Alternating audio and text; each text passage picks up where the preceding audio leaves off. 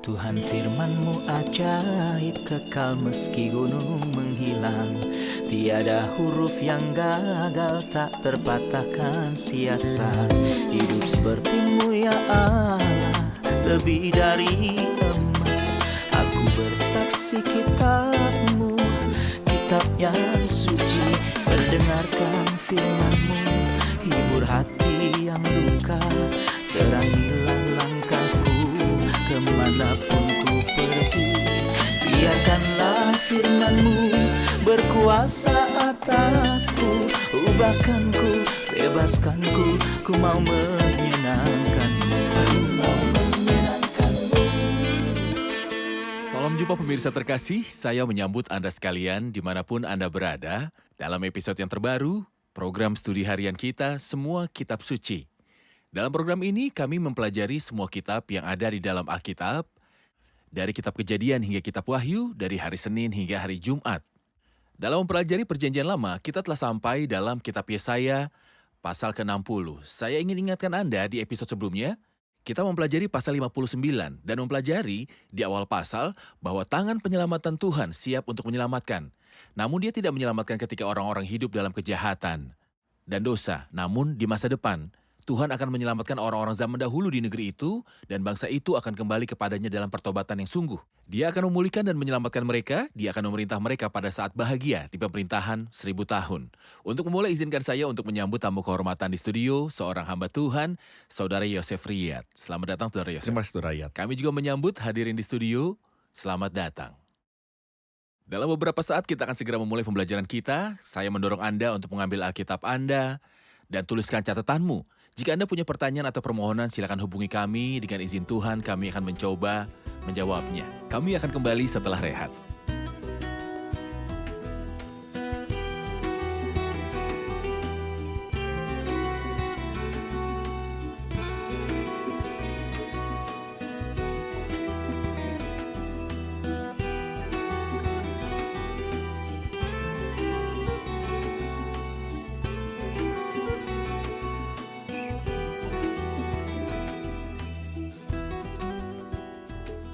Jumpa lagi, Saudara Yosef. Terima kasih. Kita sampai pada pasal 60 tentang terang setelah kegelapan. Kegelapan dalam kesusahan yang besar. Mohon berikan gambaran tentang pasal 60, tema utamanya dan bagian-bagiannya. Nah, pasal 60 seperti Anda sebutkan dibedakan berdasarkan terang dan terangnya yang diulangi sekitar 10 kali. Kita juga banyak membaca mengenai kemuliaan dan sukacita, semua didasarkan pada ayat terakhir dari pasal sebelumnya. Khususnya ayat 20, ia akan datang sebagai penebus untuk Sion dan untuk orang-orang Yakub yang bertobat dari pemberontakannya. Tuhan merindukan pertobatan bangsa ini. Sejak dahulu dia merindukan pertobatannya. Ini bisa menyelamatkan bangsa ini dari masalah. Dalam Yesaya pasal 48 mengatakan, sekiranya engkau memperhatikan perintah-perintahku, maka damai sejahteramu akan seperti sungai.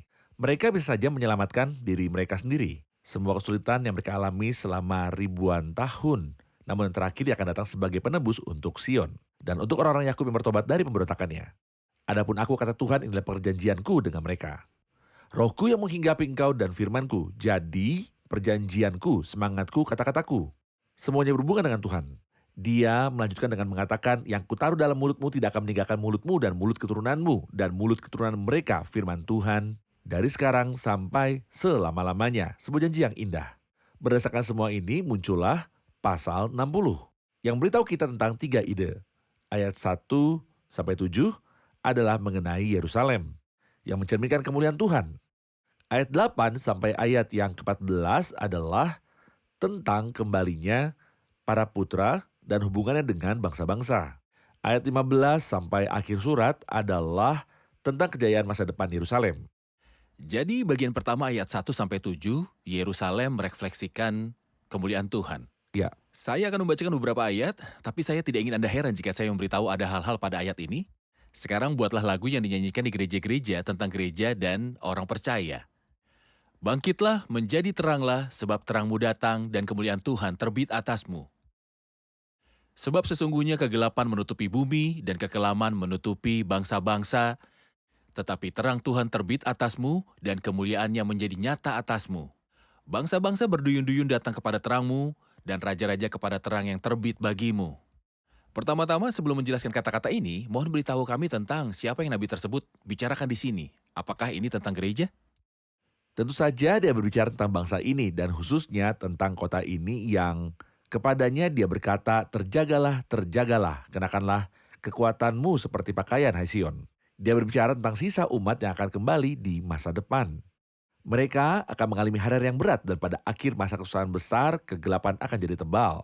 Tetapi ketika Tuhan akan menampakkan diri kepada sisa-sisa umat yang saleh itu, terang akan mulai bersinar darinya. Namun terang itu tidak akan berhenti di situ, sebab bumi akan penuh. Selama kerajaan 1000 tahun ini akan menutupi, sebab bumi akan terisi dengan pengetahuan tentang kemuliaan Tuhan seperti air yang menutupi dasar laut. Tetapi sayangnya, untuk menerapkan berkat-berkat yang dimiliki oleh bangsa ini kepada diri kita sendiri dan mengatakan bahwa kutukan-kutukan itu adalah milik mereka. Dengan cara ini kita menjadi bijaksana dalam pandangan kita sendiri. Inilah yang diperingatkan oleh Rasul Paulus kepada kita, saudara, supaya kamu jangan menganggap dirimu pandai agar kamu mengetahui rahasia ini. Sebagian dari Israel telah menjadi tegar sampai jumlah yang penuh dari bangsa-bangsa lain telah masuk. Yang saat ini sedang terjadi ketika gereja diangkat dengan jalan demikian, seluruh Israel akan diselamatkan. Kemudian dia mengutip ayat yang disebutkan di sini. Dari Sion akan datang penebus, ia akan menyingkirkan segala kefasikan daripada Yakub. Kata-kata di sini bersifat nubuatan mengenai umat sisa yang saleh pada masa itu. Kesetaraan besar, kemudian penampakan Tuhan pada mereka. Kemudian terang pengetahuan tentang Tuhan dan kemuliaannya tersebar di seluruh dunia. Jadi ayat 1, 2, dan 3 adalah tentang terang dan kemuliaan. Ya, Ayat 4, 5, 6, dan 7 berbicara tentang hal lain, yaitu kekayaan. Mereka tidak hanya Ya. akan dipulihkan dalam kemuliaan, tetapi juga berbicara tentang kekayaan yang besar. Dari manakah datangnya kekayaan ini, Saudara Yosef? sebagaimana dikatakan dalam ayat 5 pada kata terakhirnya, dan kekayaan bangsa-bangsa akan datang kepadamu. Ungkapan kekayaan bangsa-bangsa disebutkan lagi di ayat 11. Supaya orang dapat membawa kekayaan bangsa-bangsa padamu. Dan di ayat 16, engkau akan mengisap susu bangsa-bangsa. Dengan demikian, kekayaan bangsa-bangsa akan datang kepadanya ketika dia menjadi inti dunia pada masa pemerintahan 1000 tahun Kristus setelah pertobatannya. Seperti yang dia ceritakan pada kita dalam ayat 20. Dia akan mendatangi orang-orang yang berbalik dari pelanggaran di Sion. Yerusalem akan menjadi inti dunia pada masa kerajaan 1000 tahun atau menjadi ibu kota dunia. Benar, Ibu kota pemerintahan Mesias, di mana Kristus akan memerintah ke seluruh dunia melalui kota ini. sempurna. Saudara Yosef, izinkan saya untuk membaca ayat yang ke-6. Sejumlah besar unta akan menutupi daerahmu, unta-unta muda dari Midian dan Eva. Mereka semua akan datang dari Sheba, akan membawa emas dan kemenyan, serta memberitakan perbuatan masyhur Tuhan. Segala kambing domba Kedar akan berhimpun kepadamu. Domba-domba jantan Nebayot akan tersedia untuk ibadahmu. Semuanya akan dipersembahkan di atas mezbahku sebagai korban yang berkenan kepadaku. Dia berbicara tentang unta, dromedaris Midian, dan dari apa yang mereka bawa, emas dan kemenyan. Saya ingin menyoroti emas dan kemenyan sebagai bagian dari sekian banyak hadiah yang ditawarkan orang-orang. Yang menarik perhatian saudara ayat adalah ayat 6 membicarakan keturunan Ketura, sedangkan ayat 7 memberitahu kita tentang keturunan Hagar. Seolah-olah dia ingin mengatakan bahwa akan tiba saatnya semua anak Abraham, entah Ishak, terwakili negeri yang kembali ini, Sion, dan semua orang beserta anak-anak Ketura diwakili oleh Midian dan Eva yang adalah anak-anak Ketura. Lalu juga anak-anak Hagar yang adalah Nebayot dan Kedar. Seolah dia ingin mengatakan bahwa berkat akan menguasai dunia. Hari-hari bahagia akan datang, dunia akan dipenuhi dengan berkat ketika Tuhan datang kembali. Inilah yang Alkitab sebut sebagai pemulihan, masa pemulihan segala sesuatu. Sangat-sangat menyegarkan dari hadirat Tuhan. Tapi di sini Anda bertanya tentang emas dan kemenyan. Apakah Anda ingat ketika Kristus lahir pada kedatangannya yang pertama, beberapa orang datang dari timur membawa 3 hadiah, yaitu emas dan kemenyan, persis seperti di sini, tapi sebagai tambahan kemenyan. Di sini Tapi tidak ada di mur. sini tidak ada mur. Kenapa? Karena Kristus sebenarnya sudah muak dengan mur pada kedatangannya yang Di pertama. persimpangan. Di kayu salib dia minum mur secara harafiah dan secara moral. Dan ketika dia meninggal, Yusuf dari Arimatea dan Nikodemus menguburkannya dalam mur, seolah-olah Kristus sudah muak dengan mur melalui salib dan kematiannya. Dengan demikian, tiada lagi mur baginya. Lalu apa yang ada di sana? Emas dan kemenyan. Ada kehormatan baginya. Kita juga bisa melihat emas, kemenyan, dan mur. Berbicara tentang Kristus sebagai Raja, Imam, dan juga Nabi. Kristus pada kedatangan yang pertama adalah Nabi, tapi pada kedatangannya yang kedua tidak akan ada nubuatan, dia akan menjadi Raja. Dan juga Imam, jadi mereka akan menawarkannya emas dan mur. Hal berbeda lainnya adalah mereka meletakkan pemberian-pemberian ini di kaki Yesus sebagai anak dalam Matius pasal 2. Tetapi di sini, orang-orang akan datang ke Sion dari seluruh dunia. Bukan dari negara tertentu, tapi dari semua negara membawa emas dan mur. Untuk menghormati orang yang adalah raja ini dan seorang imam untuk selama-lamanya menurut urutan Melkisedek. Sebenarnya saya kagum dengan keakuratan Alkitab. Dia Benar. menggunakan emas, kemenyan, dan mur dalam satu wadah, dan emas dan kemenyan di tempat yang lain kecuali mur. Benar. Persoalannya bukan tentang keinginan atau kepentingan yang dicatat secara acak oleh Yesaya atau Matius, sebab tidak pernah nubuat dihasilkan oleh kehendak manusia, tetapi oleh roh, Oleh Roh dorongan Kudus. Roh Kudus. Benar. Benar. Kita akan menyaksikan laporan, kemudian kembali untuk menjawab pertanyaan.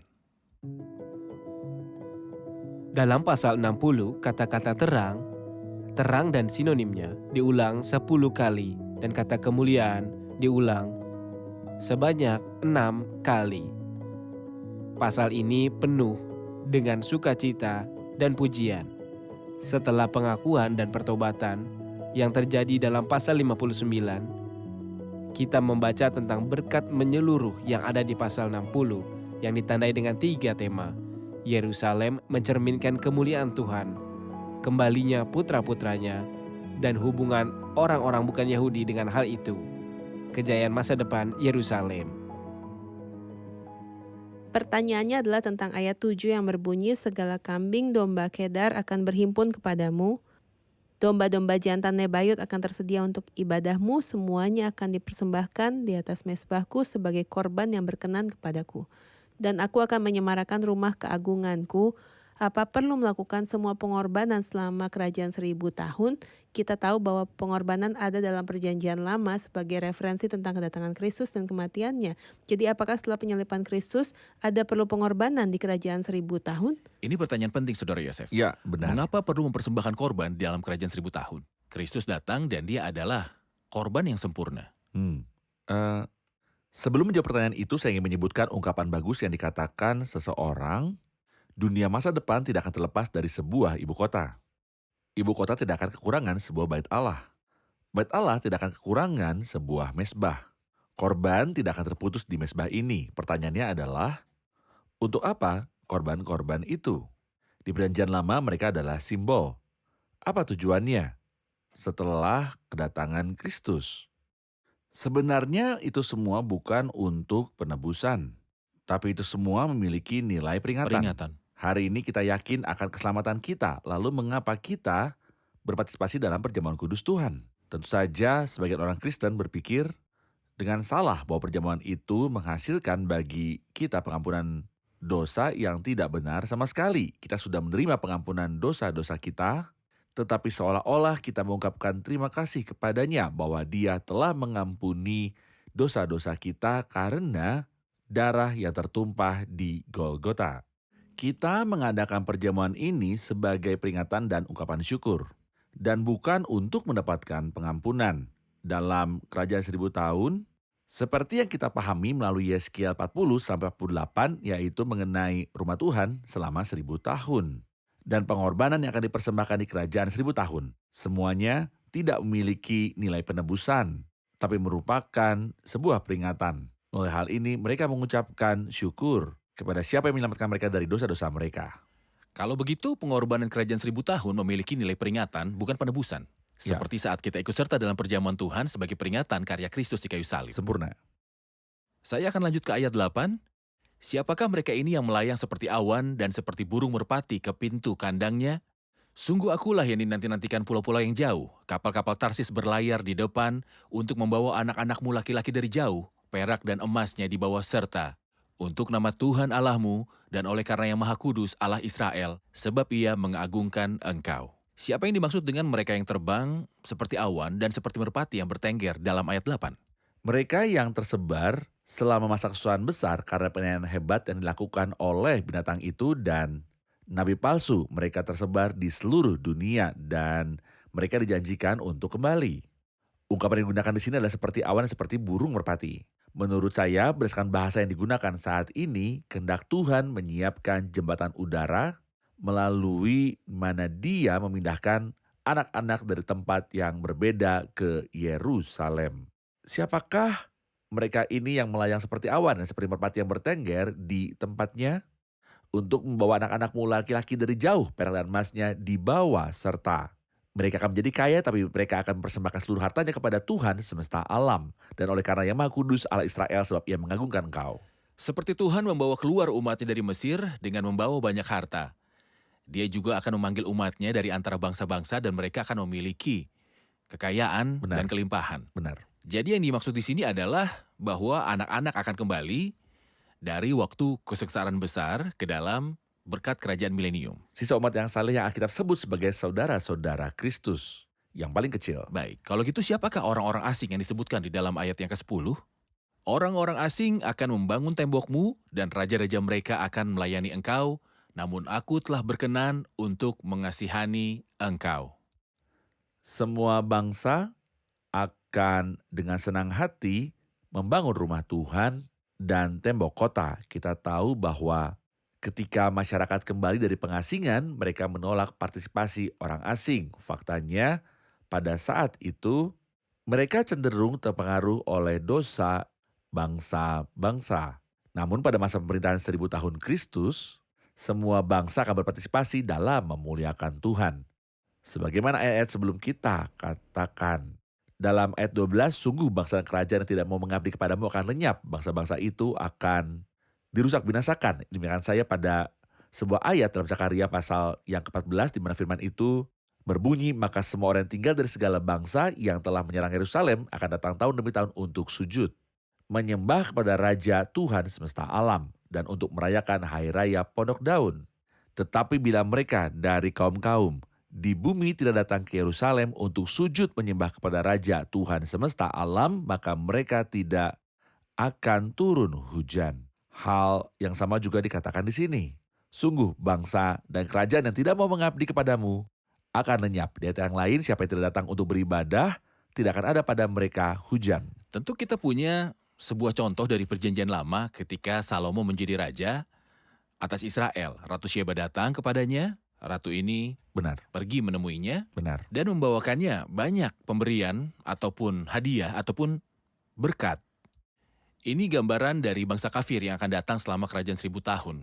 Referensi kecil, tapi Salomo sendiri yang menulis Mazmur pasal 72 di mana dia mengatakan bahwa tidak hanya Ratu Sheba yang akan datang, tetapi orang-orang akan datang dari seluruh dunia membawa barang-barang kepada Raja Agung. Baik, saya perlu komentar Anda pada ayat 13.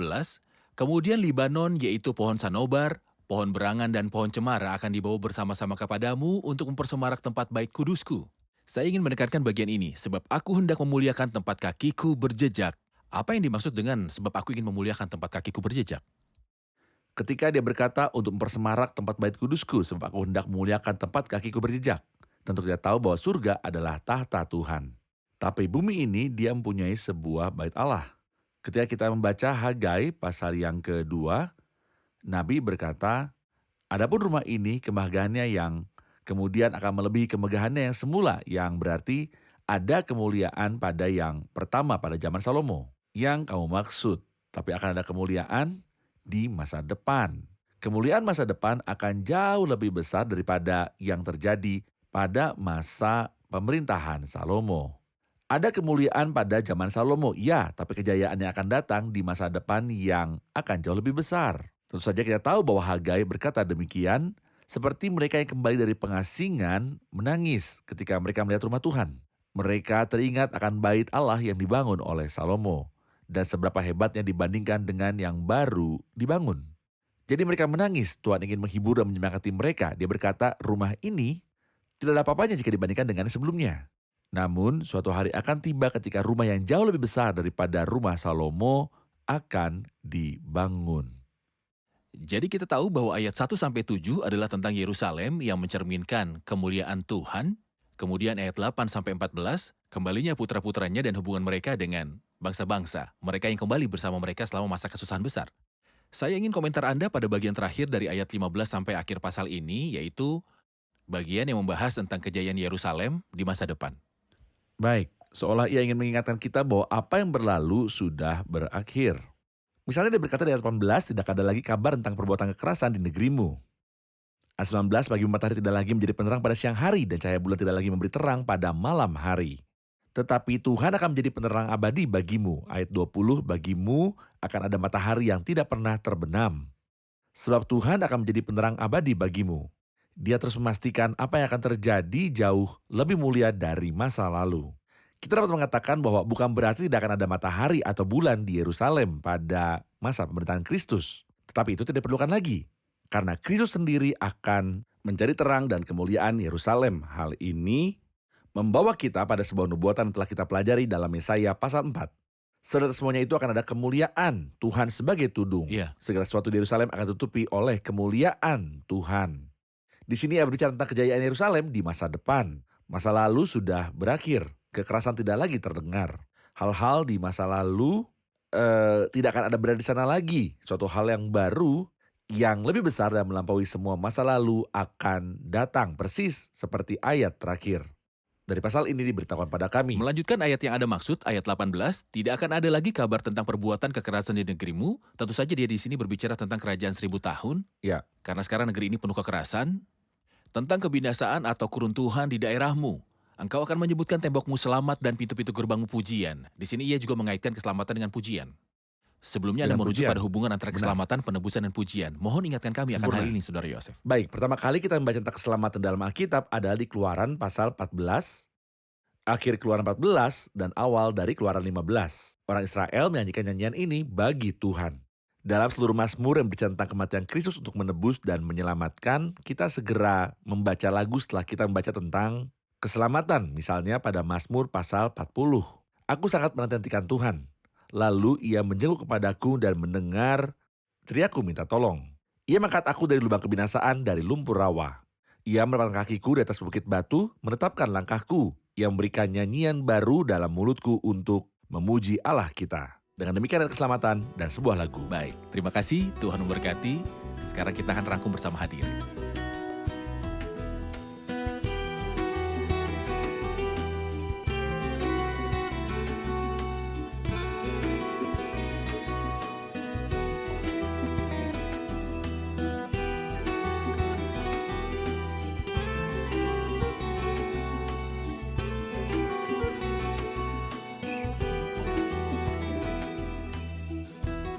Halo semuanya.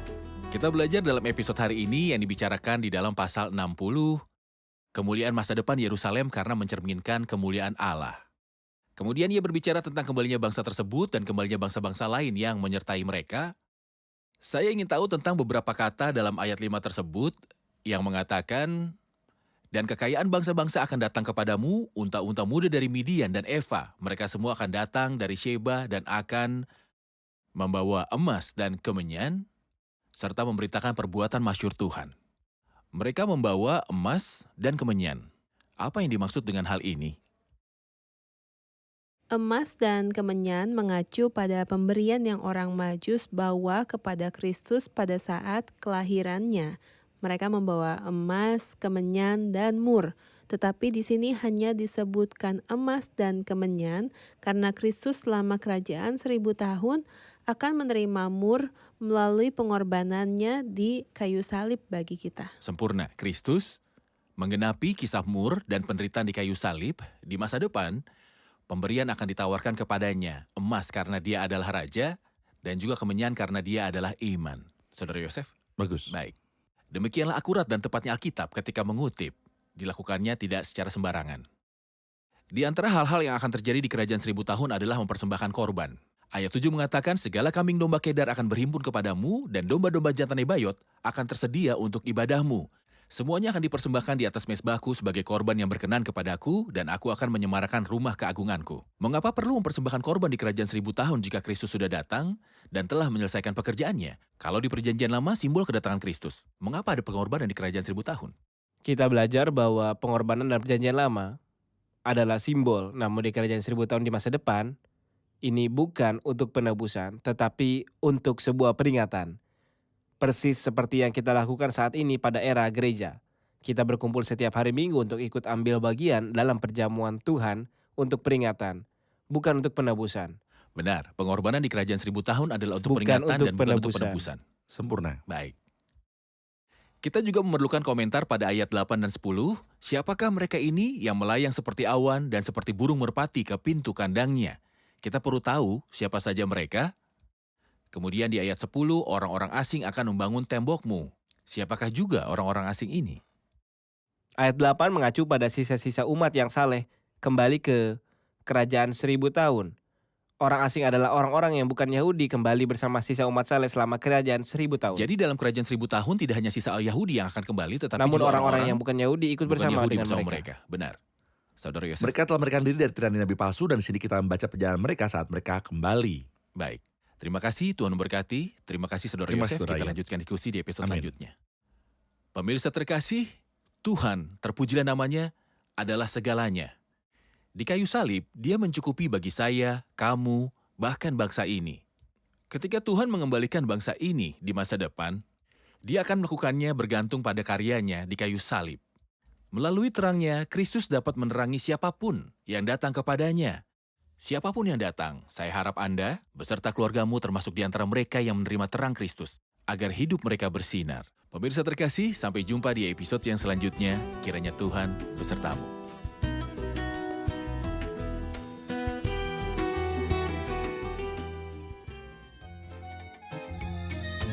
هوانا وعرا ومرا سقوك ولم يعرفوك ولم يعلموا بأنك من أجلهم قد أتيت لهم وارتضيت بما قدموا وأنك من أجل كل الأنام بصبر تحملت كل الألام وذقت العذاب ومر السقام حبيبي لكي تمحو عني اللثام تجرعت كأسي وأنت الإله تجرعت كأسي وأنت الإله تجرعت كأسي وأنت الإله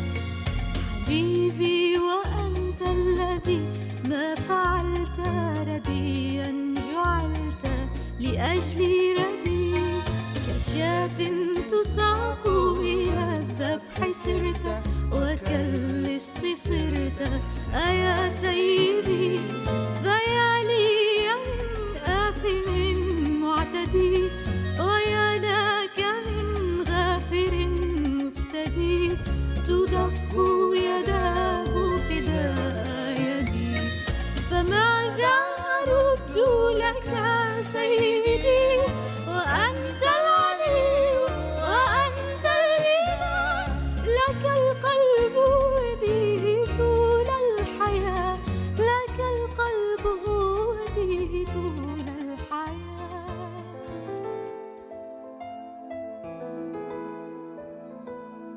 Tuhan firman-Mu ajaib kekal meski gunung menghilang. Tiada huruf yang gagal tak terpatahkan sia-sia. Hidup seperti-Mu ya Allah, lebih dari emas.